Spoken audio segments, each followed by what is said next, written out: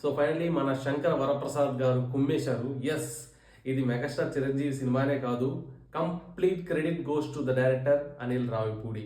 అతను ఏం చెప్పి ఒప్పించాడో తెలియదు కానీ చిరంజీవి గారిని, అసలు స్టోరీ, స్క్రీన్ ప్లే, రైటింగ్ ఎక్కడ కానీ ఒక లో అనేది ఉండదు, ఇప్పుడు హైలోనే పోతుంటుంది.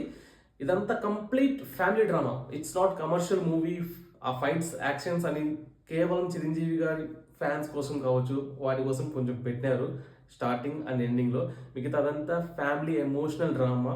అక్కడక్కడ కొన్నిసార్లు ఏడిపించాడు, అక్కడ హస్బెండ్ వైఫ్ రిలేషన్షిప్ గురించి, అదేవిధంగా పిల్లలు తండ్రి గురించి.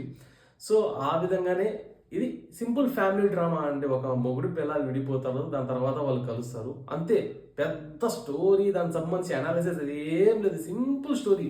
మనం ఉంటే స్టోరీ చాలా సింపుల్గా ఉంది, ఏంద్రా చూసేదని చెప్పేసి అనుకుంటారు. కానీ ఇక్కడ మన director complete credit goes to him. Captain of the ship director అని చెప్పేది దీనికి. ఎందుకంటే ఇక్కడ అతని మార్క్ కామెడీ, ఎక్కడ ఏం పెట్టాలా, ఏ విధంగా సెట్ చేయాలని చెప్పేసి నీట్గా ఇప్పుడు ప్రస్తుతం ఉండే జనరేషన్కి, 90s వాళ్ళకి అందరికీ కనెక్ట్ అయ్యేలా డైలాగ్స్ కావచ్చు, అక్కడక్కడ ట్విస్ట్ టర్న్స్ అని చెప్పేసి ఏముండవు ఇక్కడ. అంత కామెడీనే, మొత్తం కామెడీనే. అంత హీరో చేత కూడా ఉంది, పక్కన సైడ్ యాక్టర్స్ చేత ఉంది, హర్షవర్ధన్ గారు కావచ్చు. బాగుంది సినిమా.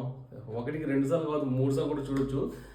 వెంకటేష్ గారు ఉన్నారు, సో ఏదైనా ఇంట్రెస్టింగ్ క్యారెక్టర్ ఉండొచ్చు, వేరే ఏదైనా ట్విస్ట్ ఉండొచ్చు అని చెప్పి అనుకున్నాం. కానీ జస్ట్ ఊరికే పెట్టారంటే పెట్టారు ఫ్యాన్స్ కోసం. పెద్ద క్యారెక్టర్ ఏం కాదు, పెద్ద ట్విస్ట్ ఏం కూడా కాదు అసలు.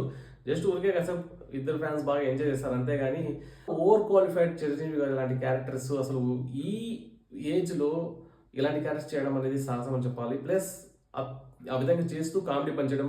పర్టికులర్లీ అడవిలో ఒక ఎపిసోడ్ ఉంటుంది, అదేవిధంగా ఆడవాళ్ళకి సంబంధించి ఒక మీటింగ్ ఉంటుంది, అక్కడ చాలా బాగా నవ్వించారు.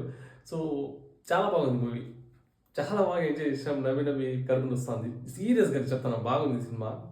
సో కొన్నిసార్లు కొన్ని డైలాగ్స్, కొన్ని కామెడీ సీన్స్ క్రింజ్ అనిపిస్తాయి. అప్పుడప్పుడు మనకు తెలిసిపోతుంది, అరే ఈ విధంగా జరగబోతుంది అని చెప్పేసి.